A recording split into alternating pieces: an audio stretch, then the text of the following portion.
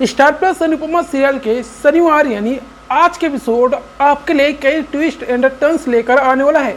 जहां सागर और मीनू जब शादी करके घर लौटते हैं तो अनुपमा को बहुत दुख होता है। वह अपनी प्रेम कहानी का उदाहरण देते हुए कहती है कि हमारे प्यार में तो घर वालों के साथ साथ समाज भी खिलाफ था, लेकिन फिर भी हमने घर को और समाज को मनाने की पूरी कोशिश की।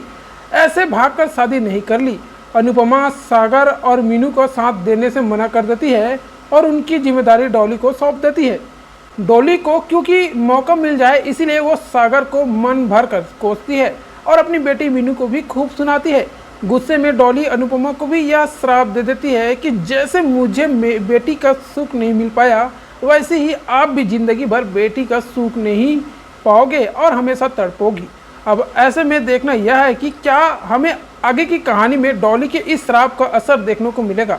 जब सागर और मीनू देखेंगे कि कोई उनका साथ नहीं दे रहा है तो वह यह चौखट छोड़कर जाने का फैसला लेंगे और डिम्पी, पाखी, मीनू और लीलाबाज तंज कसेंगे।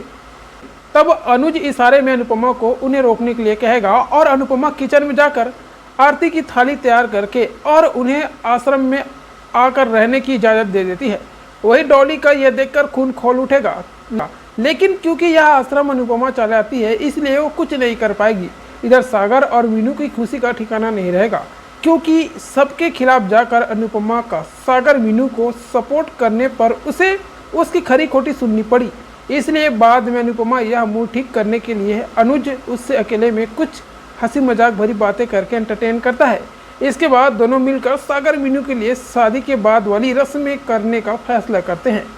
वही उधर छत पर चढ़ाई कर रही आध्या जब अंश को मायूस देखती है तो उसे उसकी वजह पूछती है। तब अंश बताता है कि वो अपने दादा को मिस कर रहा है क्योंकि वही थे जो उनके साथ बायज वाले गेम खेला करते थे। आध्या कहती है कि ऐसा है तो चलो हम तुम्हारे साथ गेम खेल लेंगे।